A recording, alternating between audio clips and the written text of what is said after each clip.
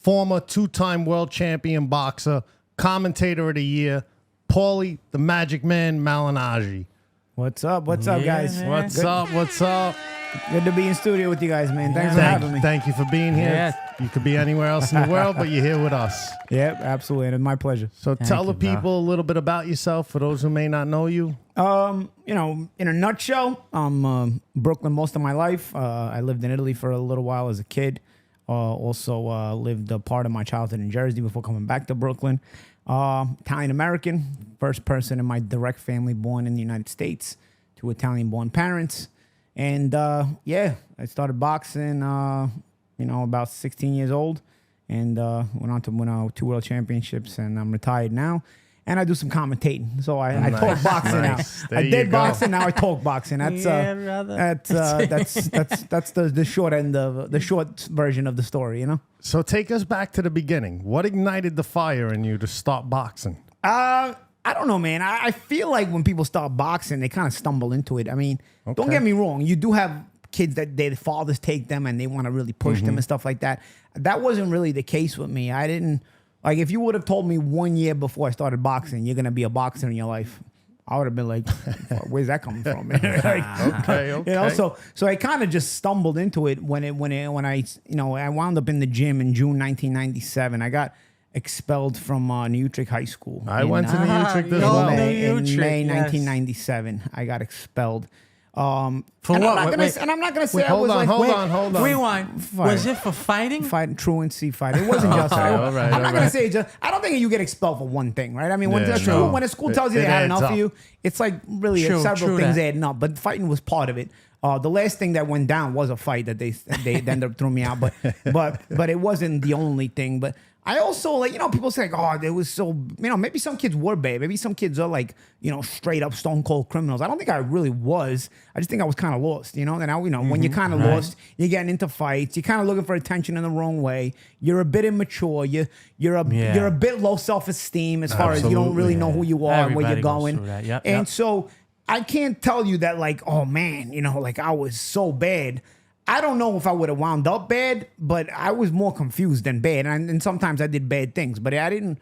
But I feel like even at those times, I feel like, I don't know, maybe I'm being biased with myself, but I feel like I feel like there was good in me even back then. You know what I mean? And it was like, I see the good. Oh, you realize it now as you get older. Listen, yeah, you're just a confused person. So I got thrown out, and then a month later, I walk into Gleason's gym. My grandfather and my uncle kind of guided me there a month later. And that was it, man. My life changes in a day. It's like I go in there, I talk to the trainer, Willie Badillo, who to this day is in there. He does the bodega stand inside Gleason's gym. He was my first Shout out trainer. to Willie. And he was my first trainer, and he made a key decision in my life that's like underrated today. Really? My Which is uncle what? takes What? me in there and he says, how much is the gym? And the gym is $45 a month at that time. I don't even know what it must be now. $45 Probably a month at closer that to time. 300. Yeah. And he goes, plus trainer's fees. And so Oh, my shit. uncle's Man, like, bro, we don't really have a lot of money. So Willie says something that basically is life changing. Because if he says the wrong thing there, that's it. Willie goes, all right, well, I'll tell you what. He goes, if he shows up every day and he works hard, I won't charge him. You just got to pay the owner of the Wow. gym. You just got to pay the Nice. owner of the gym dues. Okay. And that was the beginning. If he would have said something else, that wouldn't have been the beginning. That would have been the end of it. That would have been the end. Made a break right there, bro. And so it ended up, becoming the story of my life, So then you stuck to the regimen. You kept going. You were Yeah. pumped up to go every day, and you showed up. I mean, bro, what's funny? I don't think my family thought like it was gonna be, oh, Paulie's gonna become a boxer. I think they thought like this kid's gonna get a couple of knuckle sandwiches and it's gonna straighten him out a little bit, Like he True, thinks he's hot true, shit. true. I gotta be honest, I never committed to anything before that in my life. You gotta commit so much to boxing that I don't think my family thought I was gonna become a boxer. I would commit to nothing. I had no discipline, right? And all of a sudden, I just kind of felt in love with everything that was going on in that gym, bro. It was like, even if I would get my ass kicked, I'd be like determined. Like I gotta come back. Like so many guys get their ass kicked and like don't ever come back. I was like, bro, I gotta get this guy back, man. I am not gonna be satisfied until I'm better than this guy. Like even if I gotta get my ass kicked a few guys by certain people, I was continuing to spar them until I was kicking their ass. So and you then dedicated and then yourself. moving on to other things. It was just something that consumed me, And that allowed me to get better and better. But I didn't decide I was gonna be a fighter until 6 months later. I still had no fights. I still had never competed. I still was training every day. And I didn't know if I was going to be doing this, you know what I mean? And the Golden Gloves were coming up. So obviously my trainers told me I'm going to be in the Golden Gloves and whatnot. And it was December 97. And Nassim Ahmed comes to town to fight Kevin Kelly. Prince Nassim Ahmed, I don't know if you're a boxing fan. It was his American debut. It was a huge deal. And Kevin Kelly was in New York. He was called the Flush and Flash. He was training in Gleason's for the fight. So I knew Kevin Kelly. He had a Sicilian trainer, Phil Borgia. Shout out to Phil Borgia. You know?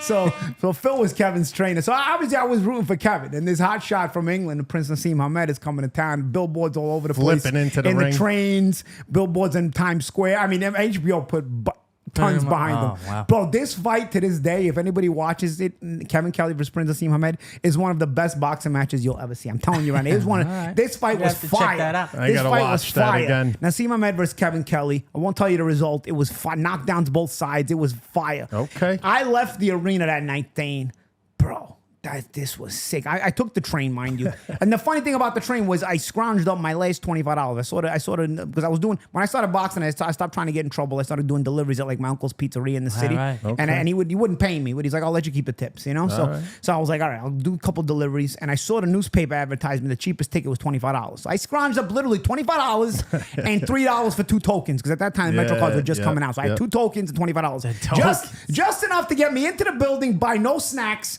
watch the fights, and get back home. That's all I had. Bro, I get to the window, there's a $2 surcharge on the tickets. Oh, and I'm shit. like, man. And I have this face like, I can't believe this, man. And the lady, and I wish I knew who this lady was.